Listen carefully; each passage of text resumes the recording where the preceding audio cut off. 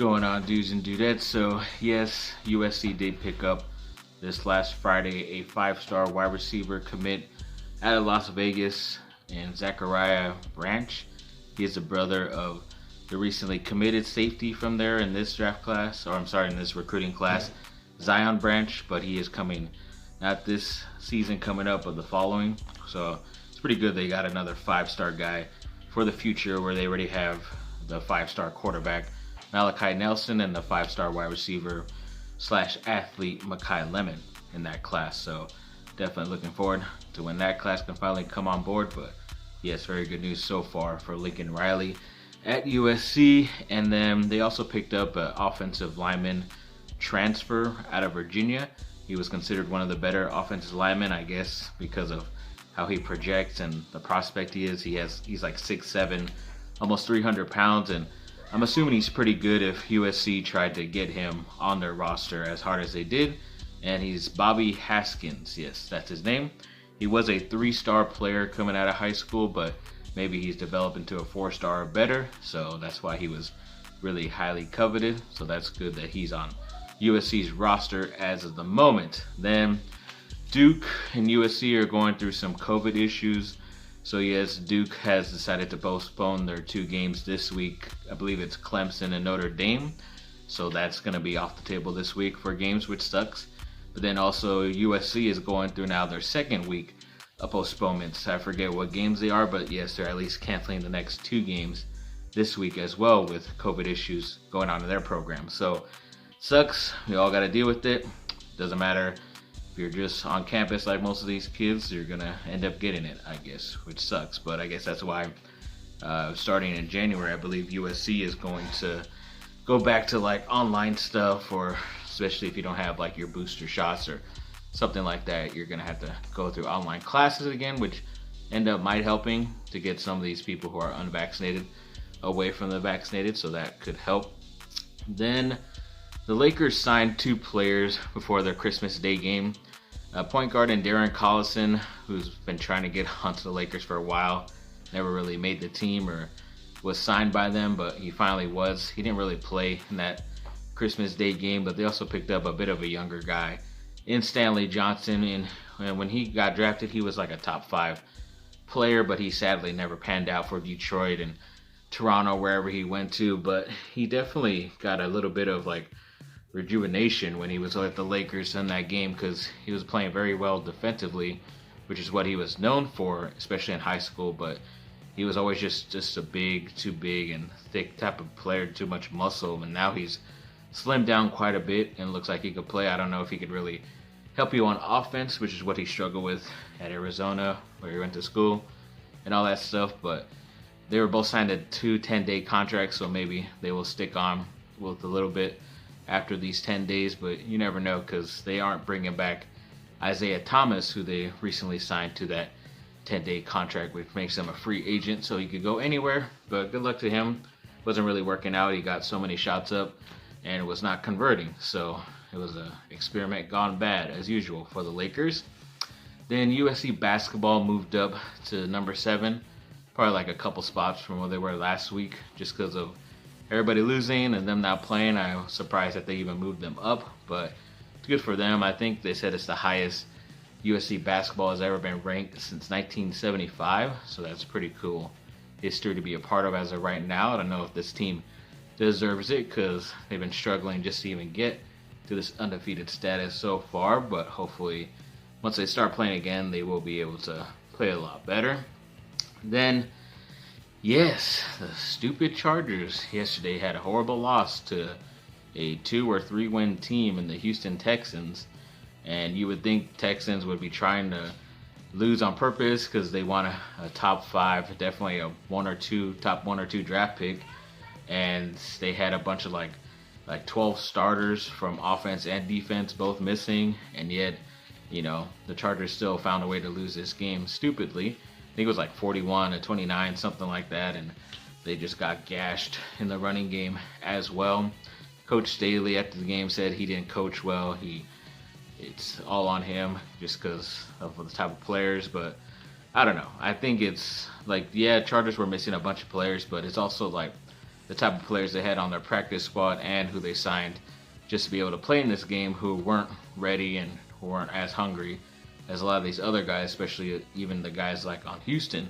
So I think that's also a bad thing on GM Tom Telesco's plate as well, because he's not a good evaluator of talent. He knows the top-heavy talent, but once it comes to the other guys around the team, it's not been really good so far for them, especially any of the guys they can really rely on when their top guys are out, the starters. So definitely could blame it on him and not just the defense or the coach. And then, yes, Rajon Rondo of the Lakers was recently put in COVID protocol, so he'll be out. I don't know if he's unvaccinated or not, but definitely be out for at least a week so far. So we'll see how the Lakers handle that.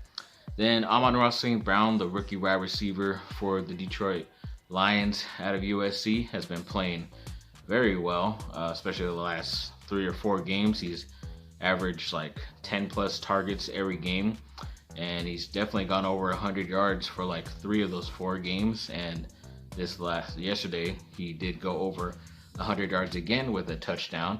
So he's been great. I don't know why it took them so long for him to finally start playing once they lost a bunch of guys to injury and let a couple of guys go. They finally let him play, and then of course been playing better, but maybe that's why they didn't want him to play, so they could get a top 5 draft pick as well. So maybe he could get some reinforcements coming next season for him to make that team a lot better, because they do pretty much suck, the Detroit Lions. And then just a couple of Russell Westbrook notes. So after the Christmas Day game, LeBron James was pretty much defending Westbrook because of, the stupid turnovers he's having, and his inconsistent play is very bad. But he was still defending him. So obviously it's his teammate, but I think it's more because it's the GM, as they like to call LeBron, where he kind of made the trade and wanted the Lakers to trade for Russell Westbrook instead of a guy like a Buddy Hield, who they were eventually going to get, and not having to give up as many players as they did. But that's what happens when you let LeBron, one old ass player, decide your fate as a franchise, and this is what happens. But also a guy like Karl-Anthony Towns, who's a very talented player, he's just on a crappy team, the Minnesota Timberwolves, but he even just recently said today that Russell Westbrook is a hell of a player, but he does like to chase stats. So yes, he's more worried about his rebounds, assists, and getting only a certain number of points to be able to say he's like a triple-double god or triple-double type of person for his whole entire career, more than saying the victories. Because I think even in that year when Westbrook won the MVP, where he pretty much averaged a triple-double all season, which is why he got the award, I forget if his team was like the number 8th seed in the West, or they didn't even make the playoffs. So it's like, yeah, he does all this great stuff, but it's not like his team around him became any better. They just had some better numbers. So yes, this is once again an experiment for the Lakers that has gone incredibly wrong. It sucks that we can't find a dumb enough team to take him this year, because he's not going to accept his player option on a crappy team for next year. But, we'll see how this goes, because I know a lot of these trades for Lakers won't be happening until after January 15th, when a lot of these guys will be able to get traded. So we'll have to wait for a couple weeks for that to happen. Then, yes, there's some news that Sony has been in the works with a bunch of Spider-Man related movies. Not really saying if it's their new Venom verse with like the villains Morbius or what, Kraven the Hunter, stuff like that. But a lot of people are suggesting and hoping that they are working on movies for, like, say, maybe old Spider-Man as well. So, don't want to go into any spoilers, but it's already been a couple weeks, so if you didn't watch it, then you don't really care. But yes, a lot of the older characters from Spider-Man ended up in the most recent one, and a lot of the people were thinking that if Sony's in the works with like 10 plus Spider-Man movies, then it has to be one for like Andrew Garfield or Tobey Maguire as well, continuing their stories. I know after No Way Home, it definitely was an interest of mine to really want to see the Andrew Garfield Amazing Spider-Man version, just because of how crazy he said he turned out and how much damage he really caused after losing, the love of his life, which would have been pretty cool to see. And if Venom is involved in that as well, I think I'd really like to see that. But all we could do is hope for. Never gonna get what we really want, but we'll see. I didn't think those two would ever want to come back, and they actually did, which is pretty crazy. And then also, to end this off, Matrix 4, or Matrix Resurrections. It's not a great movie, it's not a horrible movie, but if you can get through the around 2.5 hours, you'll be like, okay, yes, at least I watched it, but I don't think it's for repeat viewing. I know I watched a lot of The Matrix for their action scenes, and I rewatched a lot of sometimes just their action scenes by themselves, but I don't know if I'm gonna go back and watch and rewatch this stuff, because it was okay, but it wasn't like groundbreaking or changed the game or anything new that we have seen. It's just a bunch of different stuff now in The Matrix, and even the story is kind of a lot different than the original, and it kind of, you don't even know if you're really watching what you're watching or if it's some type of other story or other universe in this Matrix scene that they created. So it can get kind of confusing, but it's still worth the watch if you just want to get it over with and say that you did get to watch The Matrix Resurrections. So like I said, not horrible, but not a great movie either. So yes, thanks for watching, people. Like and subscribe, comment down below, let me know what y'all think. Have a great rest of your day. Bye.